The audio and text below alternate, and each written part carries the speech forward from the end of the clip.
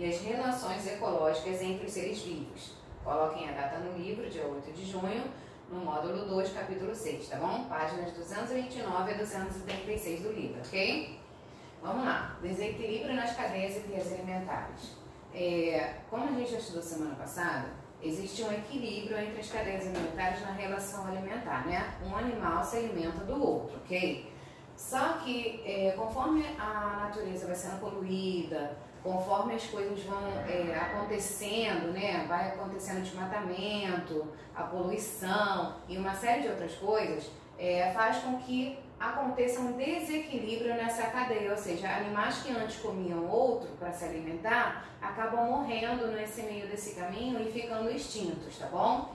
Então, cada integrante de uma cadeia alimentar, ela desempenha um papel muito importante nas relações alimentares. Eles são importantes. Um animal é tão importante quanto o outro, tá bom? Por isso, a alteração na quantidade de integrantes em uma cadeia pode resultar em desequilíbrio das relações alimentares entre os seres vivos envolvidos, né? Que é o que a gente já falou. Se um animal ficar extinto, o outro animal vai ficar sobrando demais, né? E aí pode acontecer um sério problema na cadeia alimentar, tá? A gente tem um exemplo, quer ver? O exemplo do sapo. O sapo, ele se alimenta de mosca. Se o sapo ficar extinto, a nossa vida vai se tornar insuportável, porque vai ficar muito cheio de mosca em todo quanto é lugar, tá? O desequilíbrio nas cadeias alimentares pode ser causado por diferentes fatores, né? Como a gente já tinha falado, né? Pela ação humana, pelo desmatamento, pela poluição das águas, dos rios, dos mares, das florestas, das queimadas, a caça ilegal, né? A poluição do meio ambiente. Tudo isso vai destruindo o ambiente em que esses animais vivem e interfere, né, na natureza, tá? Como resultado, muitos seres vivos morrem, né, ou se deslocam para outras áreas. Vamos lá. A introdução de espécies exóticas e a retirada de espécies de determinado ambiente também podem resultar em desequilíbrio das cadeias alimentares.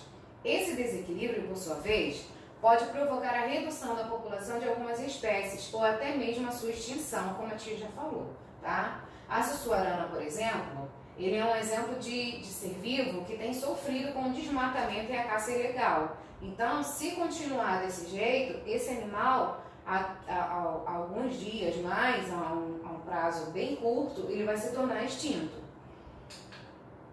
Relações ecológicas entre os seres vivos. Os seres vivos interagem uns com os outros de diferentes maneiras, tá? A interação deles pode acontecer de diferentes maneiras. Na primeira, na sociedade. Tá? Na sociedade, os seres vivos de uma mesma espécie trabalham de maneira cooperativa, ou seja, um colabora com o outro. E isso é nos animais, isso é na nossa vida, em qualquer situação, tá? Nesse tipo de relação, pode haver divisão de tarefas entre os integrantes, ou seja, cada um faz uma coisa, tá bom? Nas colmeias, por exemplo, que é o caso que o livro deu, né, de exemplo, existem abelhas responsáveis por cuidar dos ovos, outras que protegem a colmeia e as que trabalham na produção de mel. E a gente sabe que a rainha das abelhas, ela é a chefe, né, e comanda toda essa divisão. Na competição também. A competição pode ocorrer entre os indivíduos de uma mesma espécie e entre indivíduos de espécies diferentes. Os seres vivos envolvidos podem competir por alimento, por território, por abrigo e até mesmo pelo caso de uma fêmea, tá? No caso, o macho pode competir pelo caso da fêmea.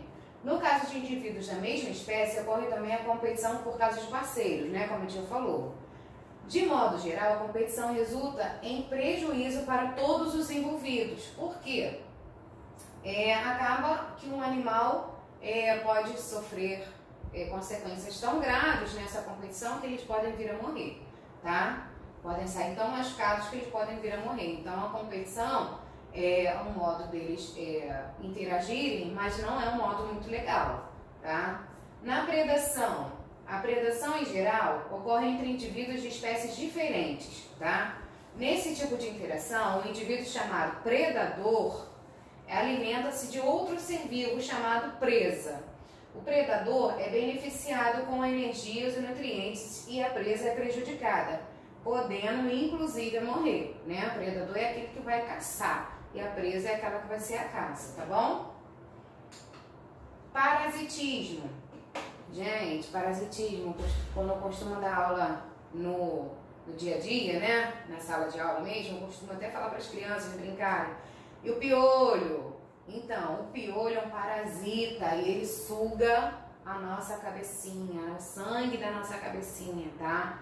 E a gente precisa ter cuidado, manter a cabecinha sempre limpa, né? O outro parasita também que é perigoso para os animais é a pulga, o carrapato, né? Eles são animais parasitas que eles sugam o sangue dos animais que eles estão ali localizados, né? No caso, o piolho é na cabecinha do ser humano. Agora, a pulga e o carrapato no cachorro, no gatinho, né? No cavalo, tá bom? O parasita, a função do parasita é retirar o sangue desse outro animal e se alimentar dele, tá? E o ser parasitado, né? Que é a pessoa que é prejudicada, ela pode vir a morrer também por causa da morte de um parasita. Então, por isso que a gente precisa sempre manter a nossa cabecinha limpa, manter os animais limpinhos, porque dependendo da quantidade de sangue que os animais retirarem do nosso corpo ou do corpo dos animais, a gente pode ter uma anemia grave e vir a morrer. Então, a gente precisa ter esse cuidado, tá? Crianças que não deixam a mamãe limpar a cabecinha, vamos deixar, tá? E o inquilismo, tá? O inquilismo um indivíduo vive sobre o outro ser vivo ou dentro dele. Esse tipo de relação ocorre entre indivíduos de espécies diferentes, em que um deles é beneficiado, sem causar prejuízos a outro ser vivo, que é o caso da bromélia, que vive aqui, ó, agarradinha no tronco de uma árvore, tá? Ela vive aqui, mas ela não prejudica o ser vivo que ela está localizada, tá bom? Ela não retira os nutrientes desse ser vivo não, tá ok? Então isso aqui é um inquilismo, é como se fosse morando de casa alugada, sabe? Tá bom?